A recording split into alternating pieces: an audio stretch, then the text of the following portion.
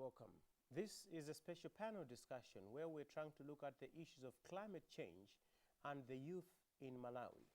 My name is Joab Frank Chakaza, and in this panel discussion, I'm joined by representatives from different institutions in Malawi that are key to issues of climate change. We've got university students, and we also have got a representative from the Malawi government. But before we go deep into this discussion, let me just paint a picture. We have a problem, and the problem is that the climate is changing. This is a global problem, and it has also affected Malawi. Now, as the climate is changing, different people, different sectors of our society have been affected in different ways.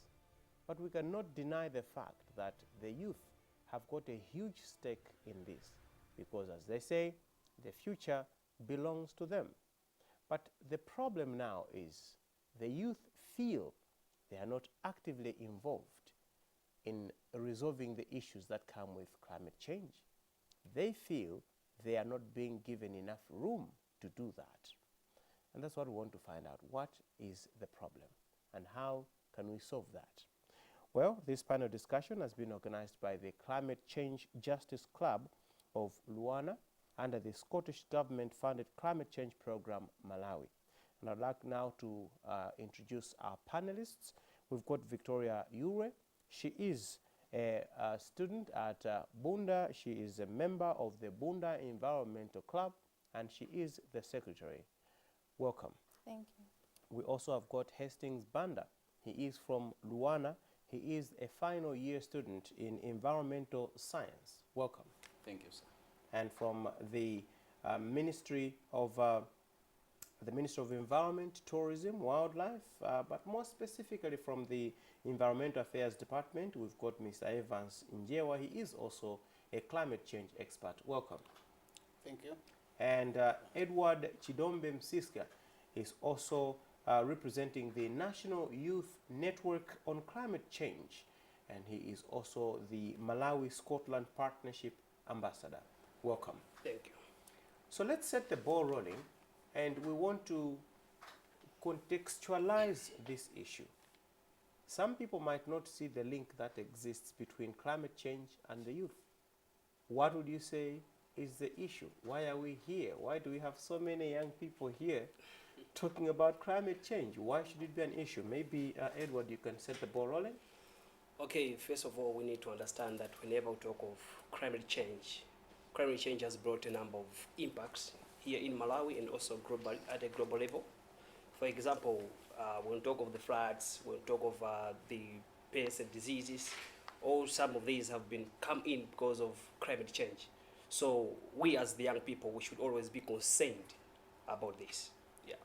So that's how it affects us. There are so many things that are happening because of climate change, and young people are living in the same countries that everybody else is living, and obviously they are heavily affected. I don't know if any of my other friends have got anything to add on this. Anybody to come in on this? All right. Tingone naso kuti zokambirana zimene zikuti zikhala mchingerezi chokha yayi, zokambirana zimene zitikhala tiku longosola mchichewa komanso mchingerezi, kotero kuti ngati inu mwina chizungu chomuona kuti chikukupetani pena pake osadandaula yayi, tifuna kuti nkhani imeneyi timvetsetse bwino lomwe kuti aliyense adziwe zimene tikukambirana pano. Nkhani imene tabwera nayo pano ndi ya kusintha kwa nyengo. Ndikukhulupirira kuti sikoyamba kumvako nkhani imeneyi, koma chenicheni chimene chatibweretsa pano ndi kulira kwa achinyamata mdziko muno, amene akuti tikamayankhula timanena kuti achinyamata ndiye atsogoleri amawa. Iye dziko lino tidzasiyira amene ife tikadzapita, koma kuti tidzasiyira dziko lotani, popeza dziko limene tikuyankhula pano ndikuone kuti tikuonongeka chifukwa cha kusintha kwa nyengo. Ndi achinyamata akuti iwowo akuona kuti sakupatsidwa danga lokwanira kuti athandize nawo polimbana ndi kusintha kwa nyengo kumeneko. Mavuto amene alipo ndi ati nanga tingatani kuti tithane ndi mavuto amenewa. Ndiye nangofunsa apa kuti atiuze kuti chifukwa chani nkhani imeneyi ikukhudzana ndi achinyamata. Mwina ndifunsenso mmodzi mwa achinyamata ena amene ali pano kuti nkhani imeneyi ikukhudzani bwanji. Tatuzani Beatrice. Right.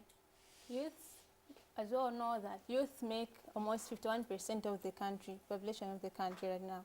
So youth need to be engaged in many of the things that are many of the cross-cutting issues that are available in this country, one of which is climate change. So we as youth, we feel that we are not equally involved in climate change policy making and formulations. That's why we are here to discuss about this topic as youth engagement, a solution to climate injustice in Malawi. Malongosola bwino koma malongosola mchingerezi nafunsa dala nchijewa kuti mwina yena amene sanamve chingerezi chijakoza kulongoso akoza kumvetsetsa bwinobwino nchifukwa chani achinyamata nkhani yakusintha kwa nyengo mukuona kuti ndiyofunika kwambiri kuti inu mutengepo gawo. Okay, monga mmene tikudziwira Malawi muno kuti achinyamata mdziko muno timapanga gawo lalikulu la anthu amene makhala mdziko muno 51% ndi anthu ambiri kwambiri. Ndikuti pa 19 million almost 9 point something ndi achinyamata. Yet these youth these youths need to be engaged. Akuena zoti azipangidwa involve muzinthu zomwe zikuwakhudza ngati dziko lina Malawi. Then we feel kuti we are not equally engaged. Tili kuikidwa bwinobwino ma policies amene amapangidwa mu nkhani ya climate change. That's why we are chifukwa tili panopa kukambirana ndi inu kuti first ngati achinyamata tofuna so gawo lathu lizitengedwa kwambiri. Mawu athu amene manena ma voices athu azimveka kwambiri ndipo sazitengedapo gawo. Anthu azidziwa zoti achinyamata aliso ndi kuthekera kwakukulu pa nkhani imene ya climate change. Thank you very much, Victoria. And Hastings, I want you to come in here to just try to bring us up to speed on some of the things that are being done to address issues of climate change. I know that people know climate change is a problem, but maybe some people don't appreciate what is being done out there. And when we start talking about the youth not being actively involved in the formulation of policies, in the implementation of those policies, maybe before we even start talking about those policies, what policies are we talking about? What are countries doing about climate change, and what is Malawi doing before we get to whether you are being involved or not? Hastings. Okay. Firstly, we have to understand that climate change issue is an issue of the current generation and the future generation. It's an intergenerational issue, and participation is very vital. Participation of the youth in policy formulation, implementation, and monitoring is very vital. And Malawi has recognized that this is important to engage everyone in policies. And this is not a mere claim. Participation in enacting laws and policies is a constitutional right. If we go into the Constitution of Malawi, Section 8, it clearly stipulates that the legislature has been mandated to check that policies made should include the interest of everyone. So when we're talking about youth engagement in policy, we are talking about something that has a base in the Constitution. It's a constitutional right. There are many efforts that are being done currently to make sure that everyone is engaged in the climate change policy formulation process. For example, the government of Malawi introduced the youth parliament. That youth parliament was meant that it should voice out the interest of the youth, so that they should be their interests should be included in the policy formulation processes. There was also establishment of that is National Youth Council. That National Youth Council meant that all the youth in Malawi, urban, rural, they should voice out their interest through that council. So efforts are there, but then are they fruitful? Are these efforts fruitful? That's now where the question is. So,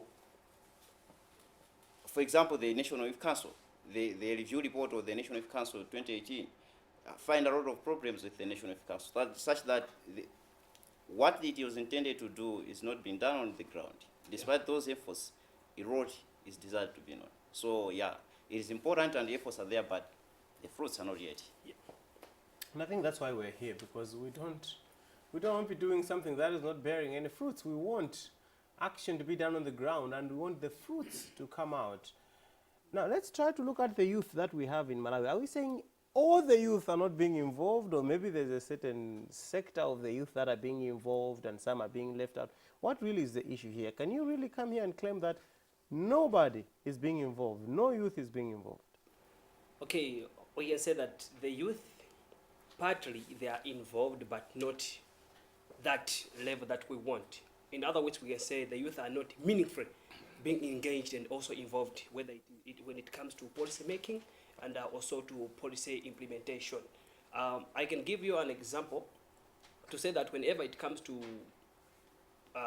involving the youth in policy drafting, policy making, what the section of the youth that are being involved are always going to be those youth that have already made their name.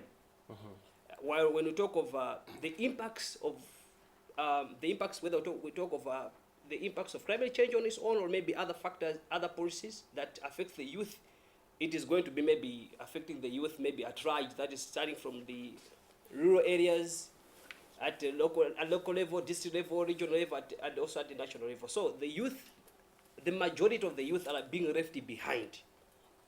You see? And it's just a small portion. And that small portion, their voices, even on the table, are not being considered. So that's why we say we, the youth, we are not engaged or also involved meaningfully when it comes to this policy making. Victoria, one would argue that the issue, for example, of policy formulation is not for every Jim and Jack, and we have to accept that much as we would want as many young people as possible to be involved in this, we also have to accept that there's a certain level at which some other people cannot be involved in these issues. So maybe it only makes sense that things are the way they are.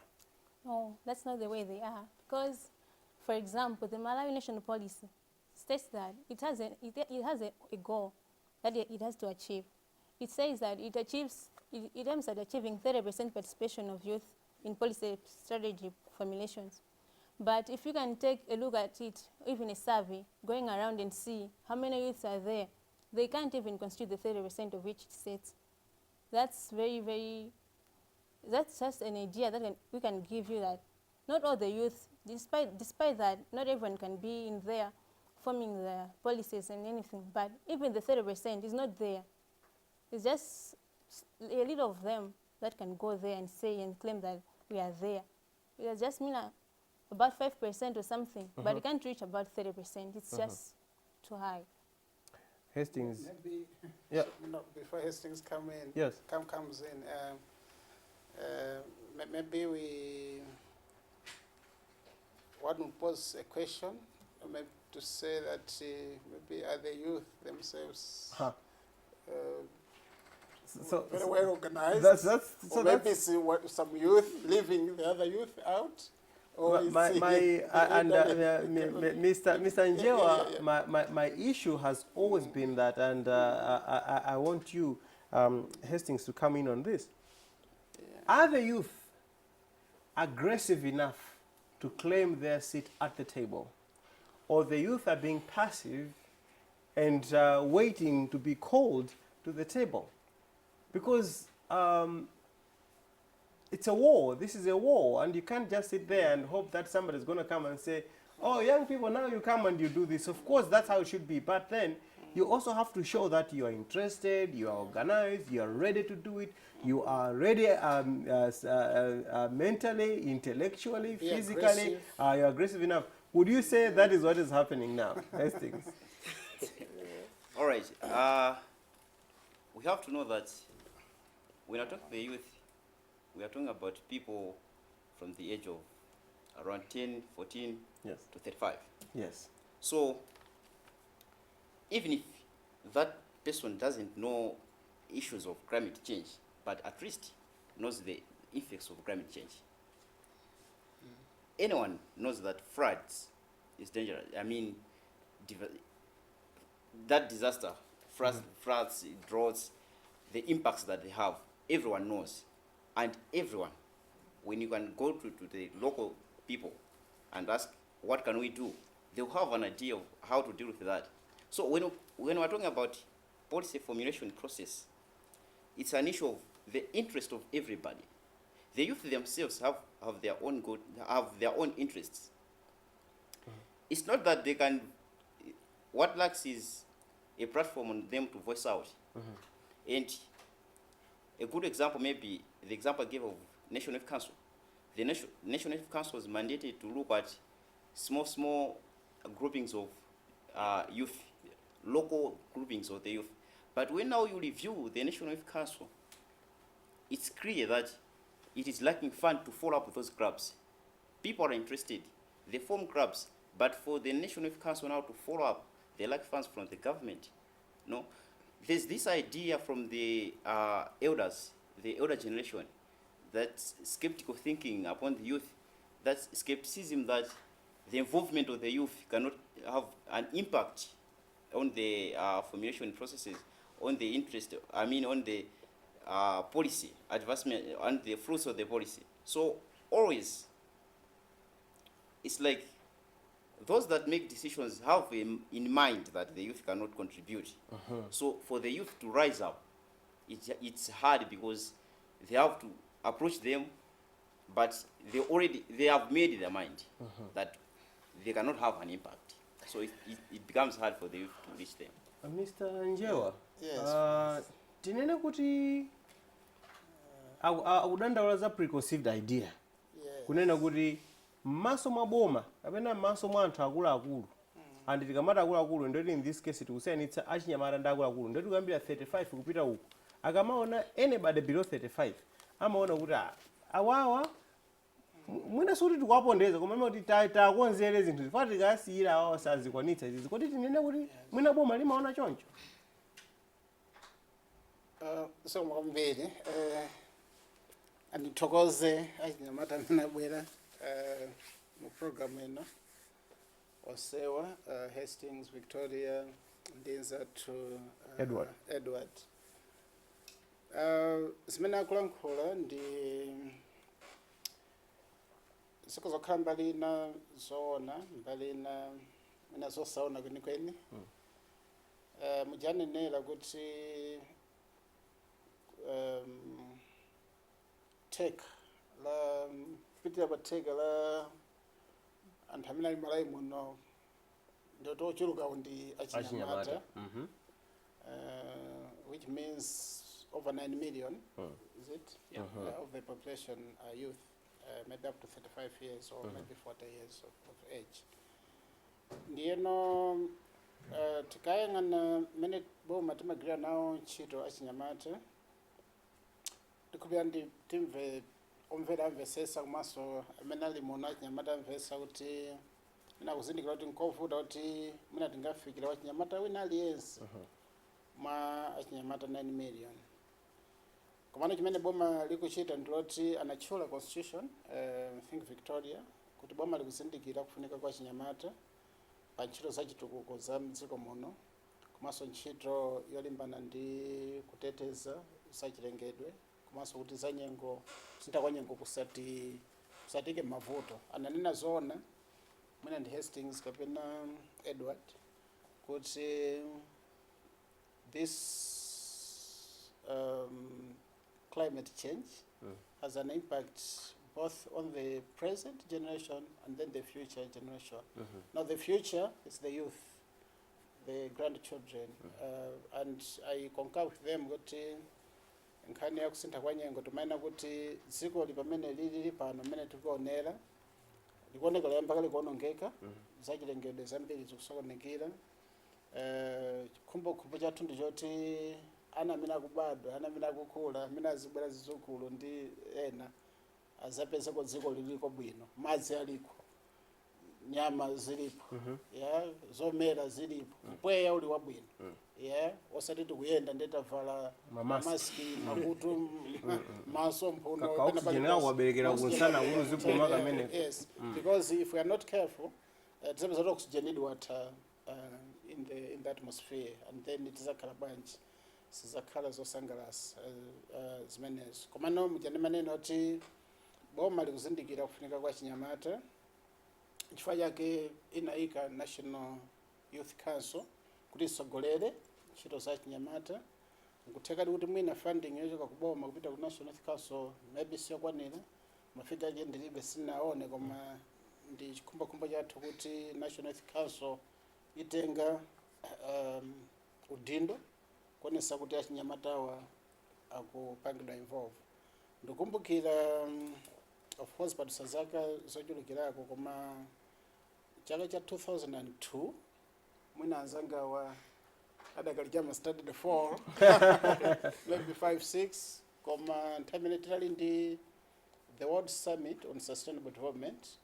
It took place in Johannesburg, South Africa, and because we are coordinating that program and the Malawi delegation, and in a ordinary now to guru mu technical team yopanga chiremene ndikumbira kuti we involved to a very great extent the National Youth Council. Yeah, tinapanga nawo pali almost tingalimba report lobita ku that World Summit fika titabwera tinapanga produce report imene tipa national strategy on sustainable development anzanga wangati alibe imeneyo akhoza kutipeza mwina ndagawira. So in that process tinapanga involve the National Youth Council. Up to some point mwina tinataya pena vake kapena so anatitaya kama timalakalaka titagwira nawo ntchito limodzi.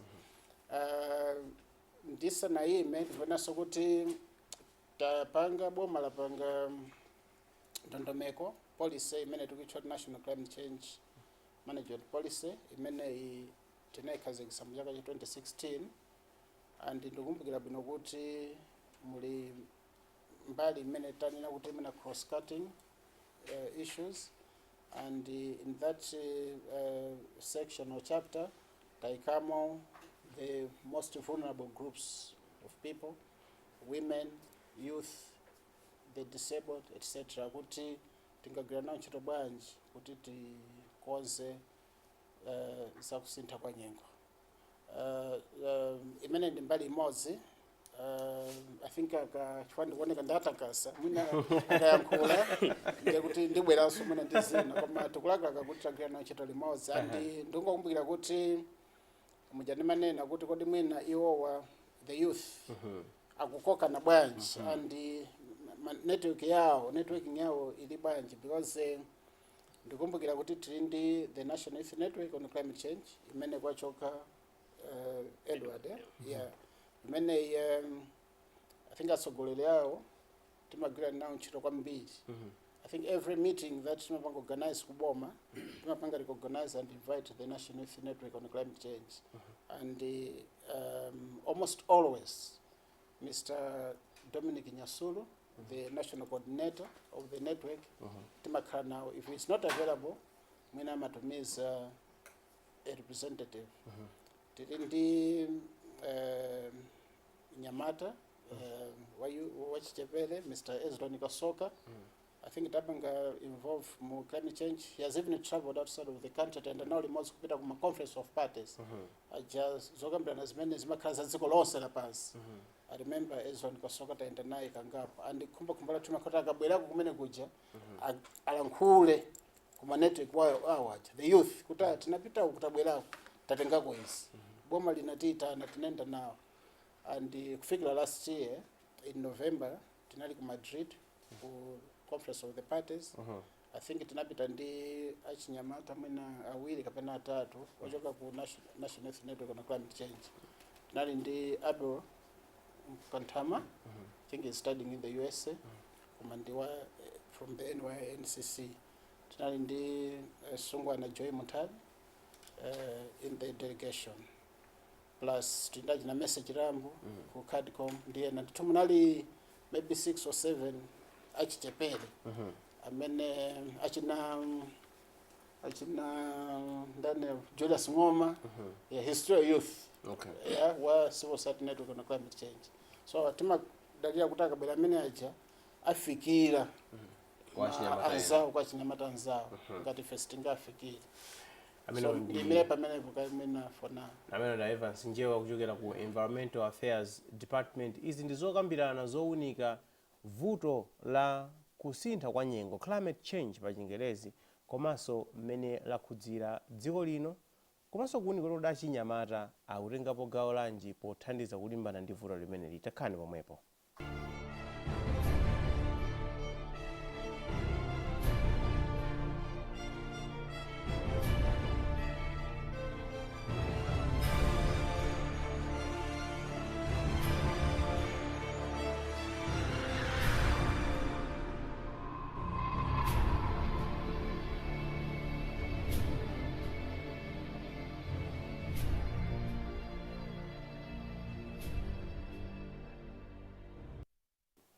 Izi ndizokambirana zokhudzana ndi kusintha kwa nyengo komanso achinyamata. Achinyamata mdziko muno ndi ochuluka kwambiri kuposa gulu lina lililonse. Mwa anthu 100 amene ali mdziko muno, anthu 51 kapena mwinanso 52 ndi achinyamata amene zaka zawo sizinafike 35. Ndipo mveka kuti gulu limeneli lizikhala patsogolo pafupifupi china chilichonse chimene tikuchita, makamaka kulimbana ndi vuto la kusintha kwa nyengo, chifukwa kusintha kwa nyengo mavuto ake sikuti amathera pano yayi, mavuto amenewo apitirira mpaka na mtsogolo. Nchifukwa ndi zodetsa nkhawa kuti achinyamata mdziko muno akudandaula kuti sakupatsidwa mwayi wokwanira kuti achite zimenezi. Pachifukwa chimenechi tikuchita zokambirana izi ndi achinyamata komanso mmodzi mwa anthu amene achokera ku boma kuti tikambirane tichite chiyani kuti zinthu mtsogolo muzisinthe. Tili ndi Victoria Yure amene ndi mlembi wa Bunda Environmental Club, tili ndi Hastings Banda amene akuphunzira ku Luwana ndipo ndi environmental science student akumaliza kumeneko, komanso tili ndi Edward Chidombe Msiska amene akuchokera ku National Youth Network on Climate Change. Tilinso ndi Evans Njewa kuchokera ku Environmental Affairs Department, Ministry of Environment, Tourism and Wildlife.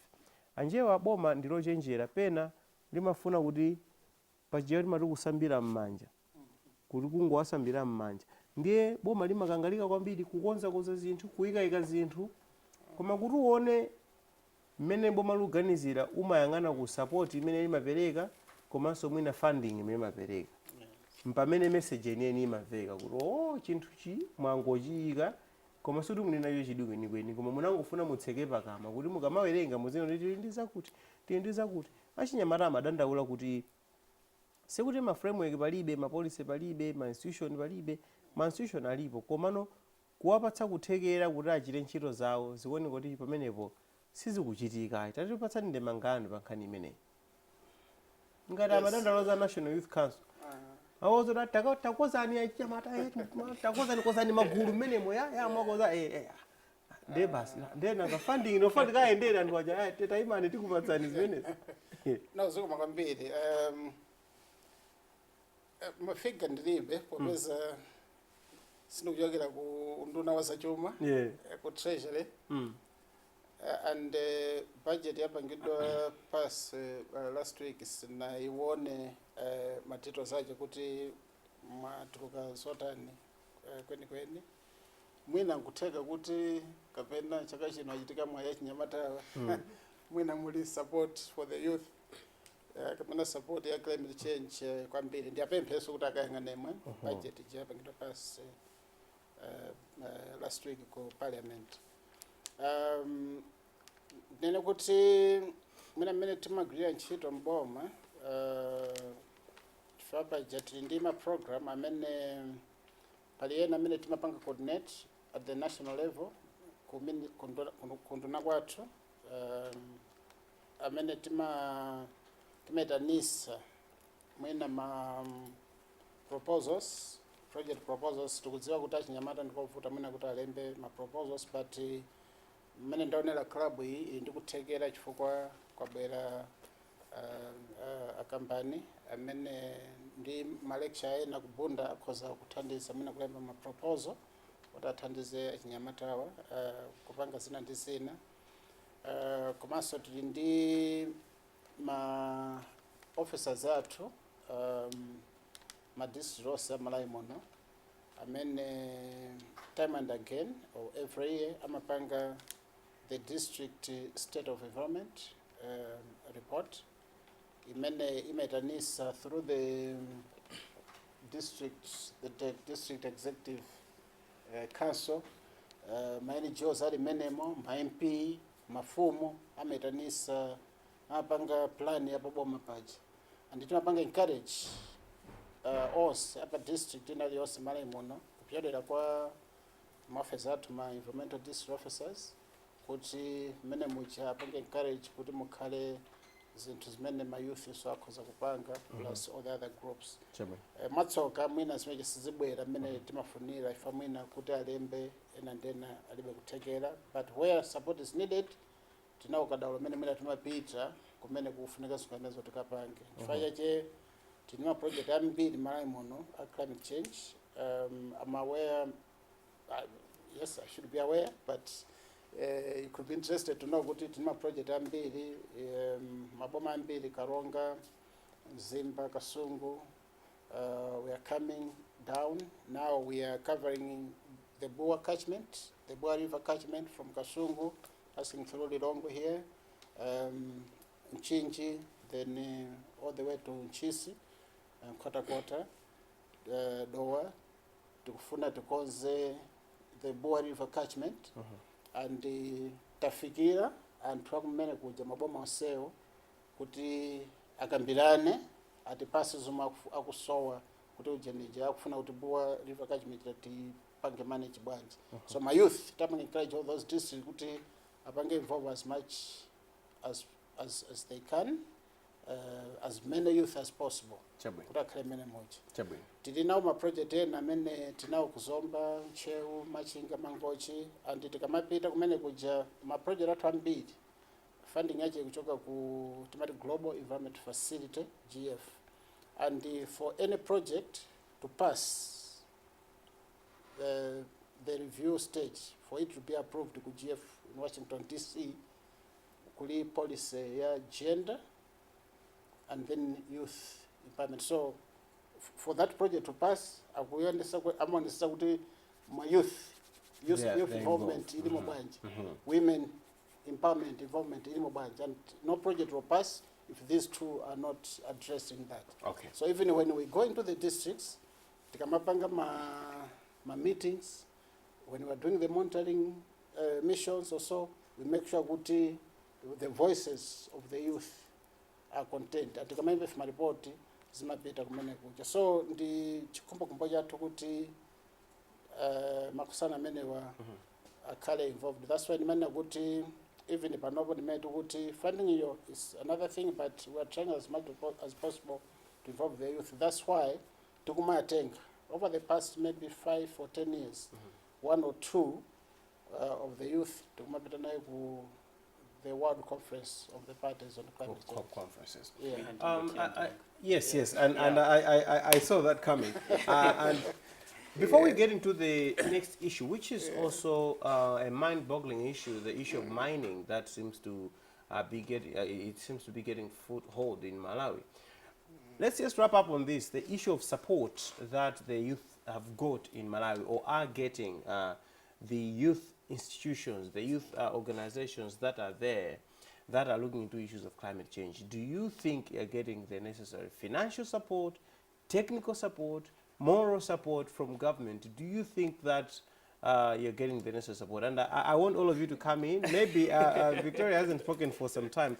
Victoria, let me get your reaction first before I hear from Hastings. Okay, first I have to comment on what he said about the proposals and everything, about the funding. I think that's just one of the barriers that we youth encounter. We are just there, as we are seen as beneficiaries and not implementation tools or even creators of opportunity. They are there, as he has said, that if I am a Funazodi, we should write proposals, get the funding. Why not implementing as something, giving us something that we can create our own opportunities? As various people in Malawi, like young people, are doing very interesting, innovative ideas. They're bringing up innovating ideas. They are forming organizations and everything and all that. Why not empowering them and let them implement everything that they want, create their own opportunities, get the funding on their own, rather than sit down, write proposals, and then give them there. They won't even answer you. They will just be there. You won't even get the funds, then you stay idle. That's not. I think that's not the way to go. We need to change our mindset. All right. Like that. Okay. And Hastings? Yeah. Bungu la UNEP. Yeah. That's United Nations Environmental Program. Linaika ndondomeko zimene limapanga check ngati boma lili ndi chidwi pa nkhani za mapolisi zokhuza chinyamata makamaka zokhuza naso ndi nkhani za chilengedwe ndi kusintha kwa nyengo. And chipa checklist pamenepo zina mwa zinthu zimene anayikapo ndi support yochoka ku government iko amene amapanga implement mapolisiwo. Ndero kamba nkhani ya technical support, tukamba nkhani ya financial support. Ngati mujana kambira kale kuti for example National Youth Council simalandira chuma chimene matalandira ndi ngati masala anthu amene amagwira ntchito kumeneko. Komano kuti anthu ajaendese bungwe lija amadalira ndrama zoti azichita kulemba ma proposal. But chinthu chinakhazikitsidwa kuti ndi chaboma. It's a parastatal department of the youth ndi boma likuena kuyika chidwi kumene kujawo ndi zimangoonetsera kuti boma ngakhale inayika chinthuchi koma nangoika kuti tipimbe maso kuti ngati kuti ali ndi chidwi pamene chidwi chenicheni pamakhala kuti pachani palibe ndifune ku nkhani ya technical support. Technical support ndi kuti tukamba nkhani za education empowerment, nkhani ya kusintha kwa nyengo ikuena kuti information yake sali yese mwina ndikovuta kuti wina ali yesa ipeze bwinobwino komanso imafunika ma research kwambiri koma ndizomvetsa chisoni kuti if you check the education system of Malawi mwina tertiary education mukapeza kuti funding imene kupita ndiyochepa kwambiri. Ma research amene akuchitika kusintha kwa nyengo samapangidwa fund, government doesn't fund, so it's sad. Good example ndi mwina program ya masters imene kupangidwa offer ku Rwanda Bunda campus ya climate change, direct deals with climate change directly, but the government doesn't fund any research on that, so it's very sad.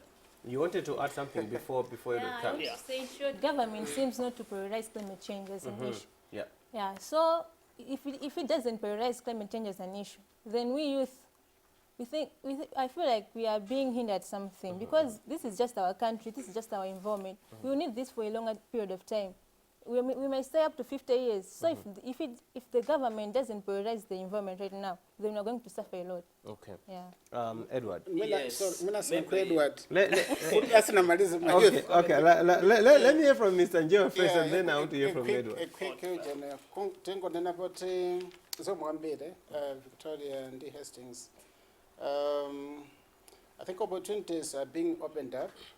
Fukwa and kuziwa kuti in terms of like research, climate change, we have the National Commission for Science and Technology. So National Commission for Science and Technology. We are working with them together.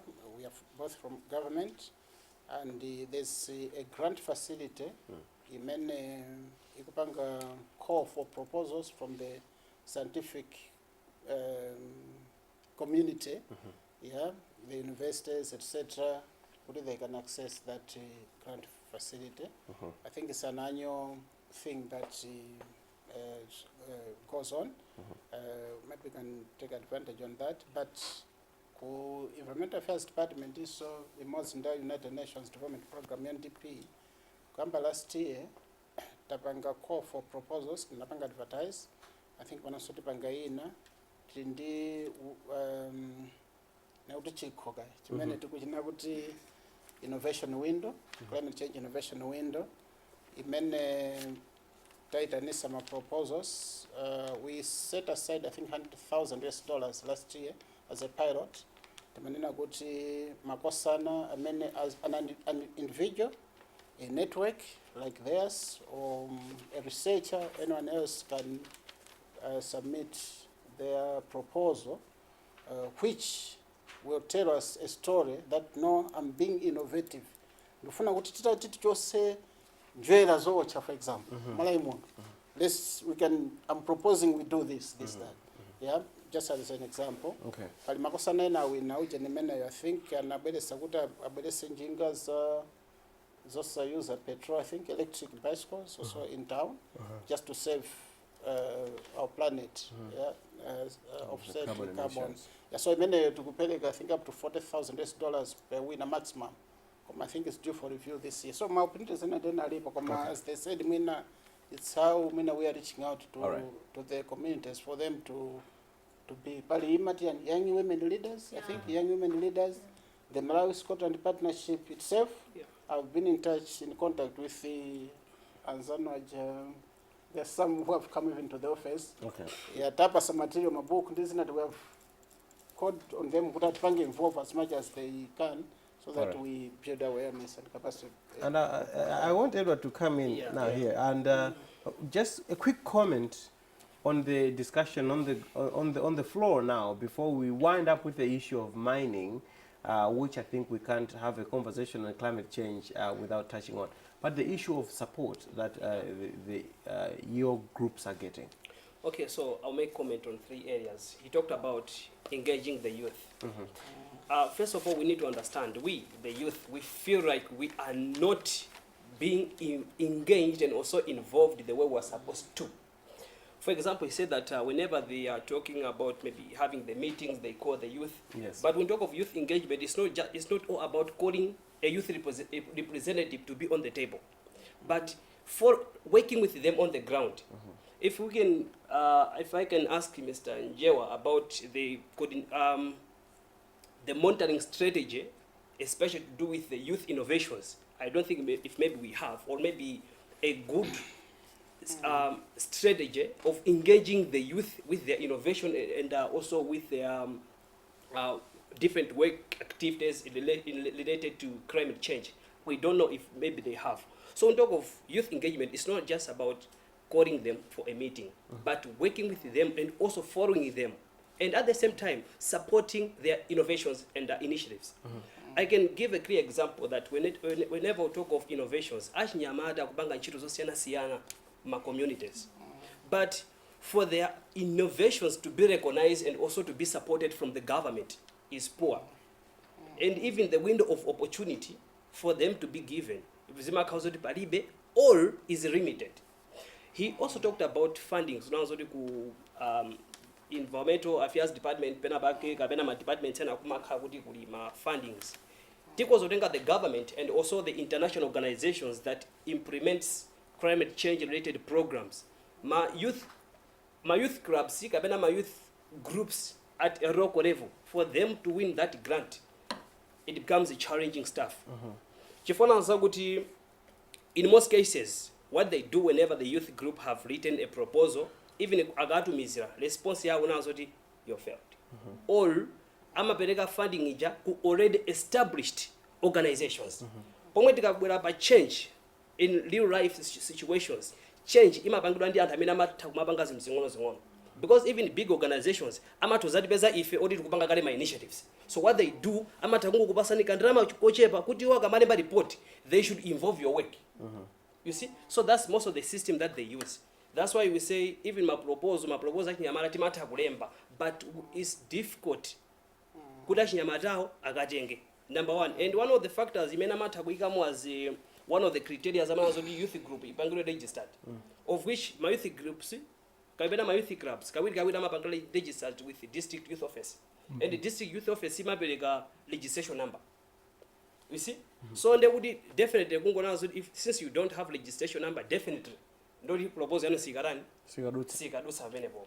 Yeah, so the monas we have got that challenge. So the Ganakunda 1 billion, if maybe this department looking that is looking on the environment and climate change stuff, other brand this strategy have 1 year coordination. Could ashinyamata amena mapaka ma initiative siyana azita kujena azita kupanga now link ndi kuwapanga support technical and also financial support because tikama munafusa bofuso nazo kodi ndi wachinyamata wena ndesa amena kuzokana pa table ndi kupanga now ma policy making whatsoever. We have got my youth structures and information follows the youth structure. For the Makandi youth club it means it's going to be on the network. Imedima chwa kuti local network. Tikachoka pamene podzabwa ndi district youth network. Tikachoka pa district youth network zimaza ka national network. Now my youth club osaja, they are going to be controlled, they are going to be coordinated by NICOM. Imena sogoleri Hastings anaanza kuti even NICOM imalepera kuti ipange ma follow ups. Na ifuna kuti National Youth Council of Malawi imakaniko panga follow ups. It means it is going also to be difficult for NICOM to recognize the innovations and initiatives zimene chamata marani amapanga. Yeah. Kaniru ndimeneyo. Tipumire kaye tikamabwera kuseri kufuata tikambiyane za vuto linaso limene tikuliona. Tikhoza kumati ndi vuto koma ena sakhoza kumati ndi mwayi nkhani ya migodi kapena mitapo imene yaphulika muno Malawi. Ndiye tikamabwera tikufuna tikambiyane nkhani imeneyo komanso kumene kukhale kumaliza zokambiyana zathu zimene tikambirana nkhani ya kusintha kwa nyengo ndi achinyamata. Takhani pomwepo.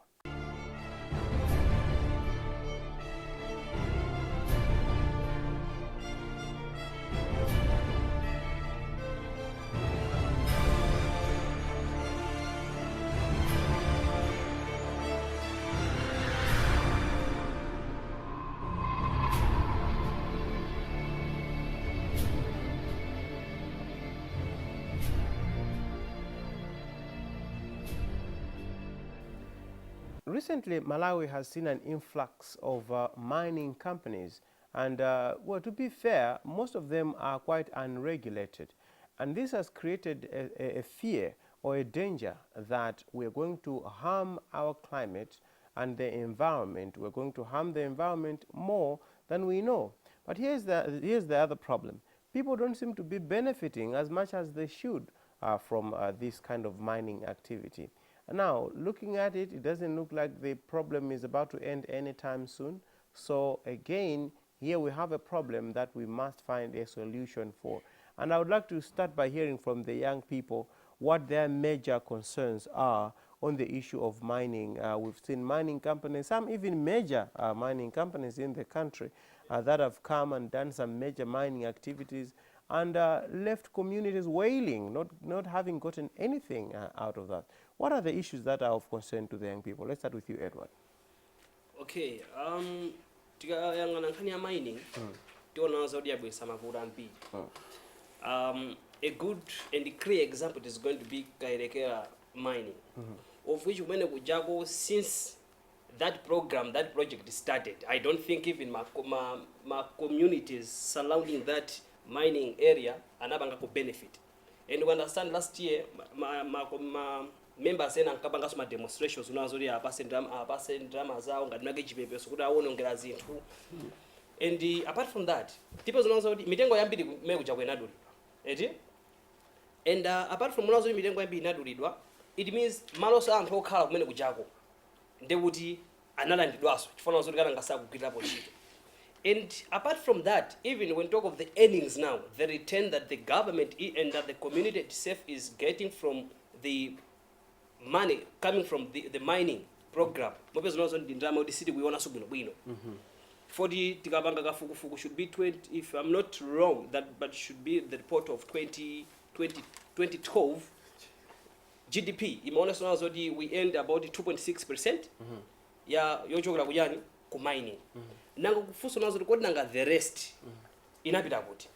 Now umepeza nazo even the returns from the mining program, the community is not benefiting, and at the same time umepeza nazo kuti amena ukhala kumene kuja ali pa mavuto amena abwera chifukwa cha mining imene yoyo. Komano ifuna nazo ali pa mavuto zimene ali pa mavuto chifukwa cha mining program. Wana even boma komanso ma companies amene akupanga mining kumene kujako akwapanga side run akamapanga ma plans kuna zuri kodi progress yake ienda motani nanga anthu alimene ali kumene kuja athandiza motani chabwino. Yeah, Akutero akuti vuto ndi imenero kuchoka kupatula nkhani yakairekera ipaliso nkhani zina zimene achinyamata mudandaula nazo ndi kuchuluka kwa migodi imene yatuluka mdziko muno. Victoria. Nkhani ina ikhuza khala ngati ya health. Kumbali ya health, mining imasiya ma effects ambiri kumiyo ya anthu. You hear about cancer, even kuti mukawerengere chiwerengero cha anthu amene amadwala cancer kwambiri kukairekera ku mining. Or mbali zimpana bali bose amene bamachita mining. Na anthu ambiri kwambiri for mining ija ina effects yake so ina ambiri opsa kwambiri ku moyo wa munthu. Then what if we substitute profits with safety, with justice, with sustainability? That would be better off than kuti tingopanga zinthu zoti tipange ndrama panopa. We should earn more and then leave the community dragging around. It's not a point. It's one of the climate injustice that is being done in Malawi. Yeah. Hastings? It's a fact that mining can boom the economy of Malawi if good strategies are in place. I know we have mining act. Mining act. If we look at the case of Kairekera, you can question the mining act. In fact, what happened in Kairekera, it's an environmental injustice. The human rights of people in Kairekera have been distorted. Right to clean environment, right to have, the right to life itself is in danger. So, if in Antwaga Kairekera ataji apange claim for compensation, kwa ineo ndichomveka kwambiri, those people need to be compensated and heavily. And they have to organize themselves for compensation for that. It's important we know that mining as a sector, as I've already said, that it can boom the economy. However, it is important to note that in setting such developmental programs, we have to bear in mind that good strategies are in place to make sure that we don't damage the environment. Because if we damage the environment, the remedial measures, the remedial amount of money that will venture into remediating the dangers will surpass the benefits that we gain from the mining. Ngati mena nakambira zanga kuti GDP 2012 that is 1.6. Koma nomudati muwerengere ndrama zimene zikufunika panopa kuti anthu aja umoyo wawo ubwezereseke ndi ndrama zochuluka kwambiri. Ndrama zimene boma lingalowese ndrama zochuluka kwambiri kufananiza ndi ndrama zimene napeza. So when you're initiating such developmental projects, it's important that impact assessment imene manenedwa mu Environmental Management Act izikhadi kuti ikusatidwa zinthu zisangokhaza pa paper zizitsatidwa ali kuti ma project akuluakulu ngati amene akamayamba environmental impact assessment izikhala kuti yachitika and amana kuti environmental impact assessment is a continuous assessment kuti project isanayambe project ili nkati mpaka na project yamalizika environmental impact assessment imbapitilirabe. So I'm not sure if impact assessment was done at all. Chabwe. Mwina anjewa mwina pakhovuta kuti tichite kuzorora kwambiri nkhani yakayerekera ifa ndikuitsa kuti nkhani imene imatuluka nemadzalowaso pene imatsatuluka. So if you want you can comment on that. Komanso timafuna kuti tionenso nkhani yakuti mining iyi ndeyone kuti yayambika ndithu madera osiyana-siyana zina za iligo anthu akumangomvota ati pali golide apa kuyamba kukumba zimene ziwononga chilengedwe kuopsa kwambiri and anthu ambiri amene akuchita zimenezi sakudziwa chiopsezo chimene miyoyo yawo akuchitapo. Kuboma mukuziona bwanji nkhani zimenezi? No, zomwe kwambiri ndikhani yofunika kwambiri andimene ikufunikanso nthawi yochulukirako panopo matoza kuti nthawi yathu nthawi yathakale apa pita kumalechereche. Koma chimene mafuna ndinene ndichoti mu studio muno lero tilibeko waku mining department so ndikovutirako kuti ndingalankhule nayo zaku mines chifukwa I think sindikuloledwa kutele ifa sinapewa impoteza za ku mines. Mani mafuna ndingo wapempha anzanga kuti ngatali nkuthekera inonso ZBS ngati mungakhale ndi slot siku lina I think ndibwino kuti kwapanga approach aku mines there's a director there a director of mines komanso tili ndi a public relations officer PRO in the ministry ndimanena kuti ifeyo nopano environmental affairs department ili ku environment tourism and wildlife. So simply mines. Now there's Minister of Natural Resources and Mining. There's a minister and the principal secretary the departments of that mines. Then the Minister of Energy. So we are in 3 different ministers. So ndingopempha kuti fani nkani yofunika kwambiri mwina siku lina akhalepo aku mines kapena the PRO I think can talk better on this. Chomwe ndingodziwa ndichoti Environmental Affairs Department imakhala involved chifukwa cha anachula anzanga chifukwa cha environmental impact assessment. So when there's a mining activity pakona kukhala either environmental audit or environmental impact assessment.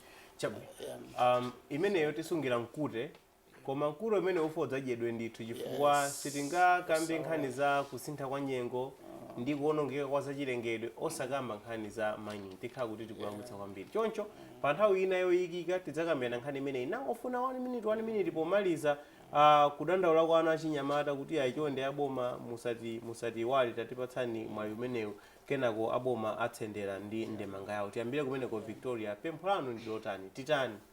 Okay, leo pempho langa mwene ngapitsa uboma ndokuti boma likhale very effective. Ibweretse zinthu zoti zisinthe zamutadandaula zamveka inde zisinthe zinthu. We need change. For climate change is not about science kapena statistics. Imapanga so imakuza so human rights. Ndenga lifanya tuti kudandaula kunoku. We need some change. Pati kazota unonga dziko medu kaba nobali. Because we won't be able to live it again.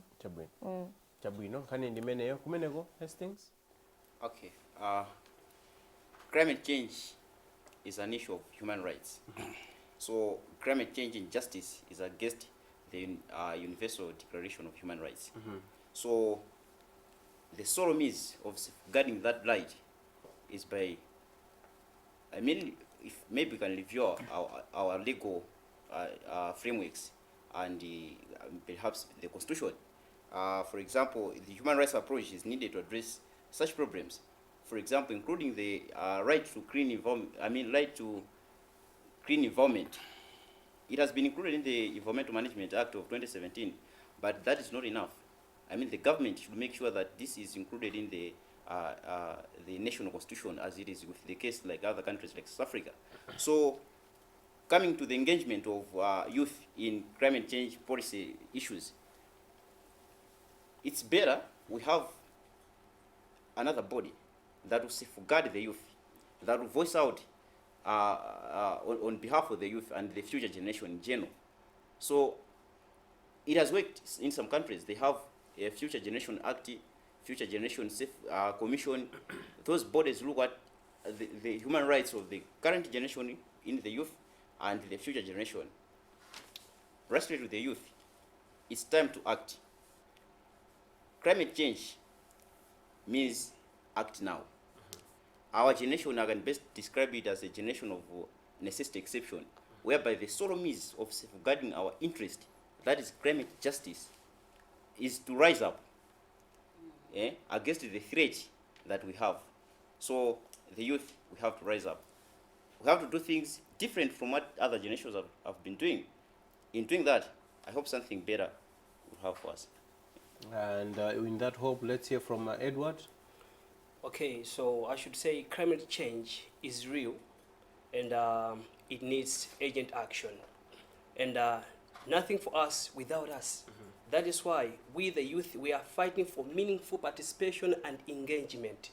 We need to sit on the table, designing and making the policies, and also to be involved in the implementation of those policies.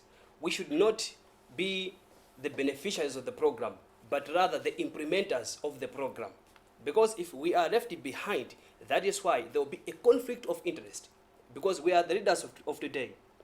And he can agree with me that nowadays we, the youth, because we are the advocates, we are always going to knock on their doors, asking for change in policies. Why? Because they made the policies without involving the youth. Many say it's like the youth were sidelined. That is why we needed to be involved each and every time, so that the impact should fall on the interest of both youth and also the policymakers. Mr. Njewa, we cannot emphasize enough the importance of involving the youth. How do you think government needs to go forward? No, thanks very much, and thanks my three colleagues for your very useful contribution. I'll start. I have 3 points, I think, to conclude, or 4. The first one is to Edward, to say that yes, indeed, our doors are open. We're a public office, so please attend time, provided maybe it's not at night. Yeah, you can knock on our doors, you can make a phone call, you can send an email, you can come to the office.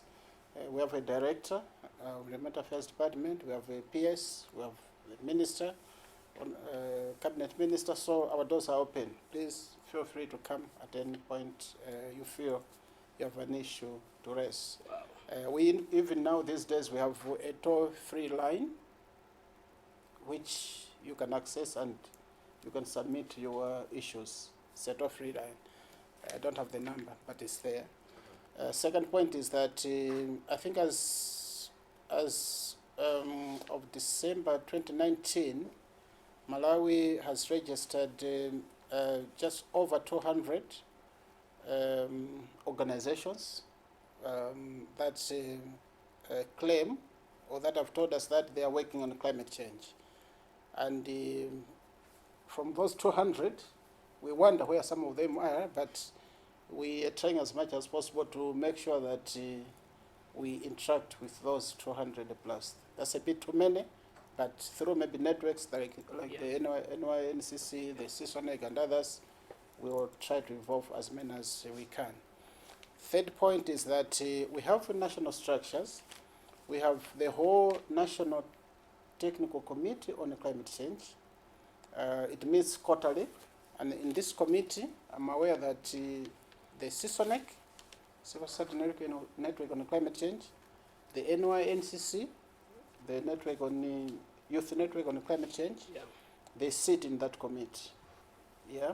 So the idea is for these networks to bring in issues that affect the youth and the civil society.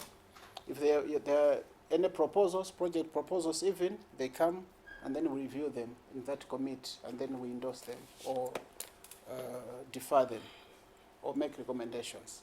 So that's the whole purpose. And when these representatives come in from the CSONIC and NCC, we always ask them, where are the proposals from the youth, from the civil society? Yeah?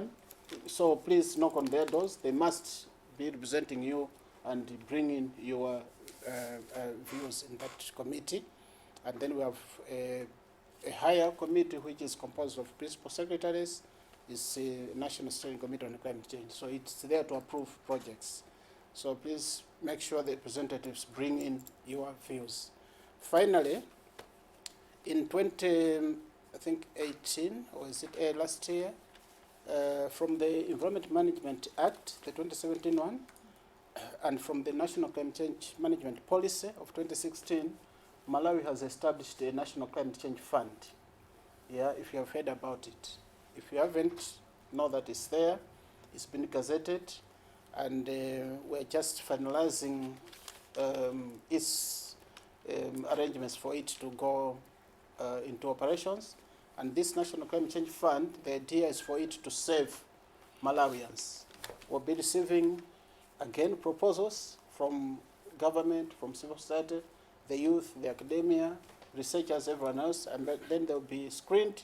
Those that will be passing the test will be implemented. So this is a national basket. What we want to do is to happen is that like all donor funding towards climate change internationally, and then the domestic revenue will come in this basket, and then we will disperse it. And I think the state of national SONA, state of national address by His Excellency the President last week. I think he mentioned that my government has established a National Climate Change Fund. So we hope come 1 July, maybe it will be in operation. So it's there to support you when you are ready. Thank you very much. Thank you very much indeed, Mr. Evans Njewa. He's a climate change expert from the Environmental Affairs Department, which is under the Ministry of Environment, Tourism and Wildlife. Ending this panel discussion, we also had Victoria Ure, Bunda Environmental Club Secretary. We had Hastings Banda, a student, a final year student at Luana. He's studying environmental science. And Edward Chidombe Msiska is from the National Youth Network on Climate Change and also the Malawi-Scotland Partnership Ambassador. This panel discussion was organized by the Climate Justice Club of Luana under the Scottish government-funded climate change program. My name is Joab Frank Chakaza. Until next time, it's goodbye.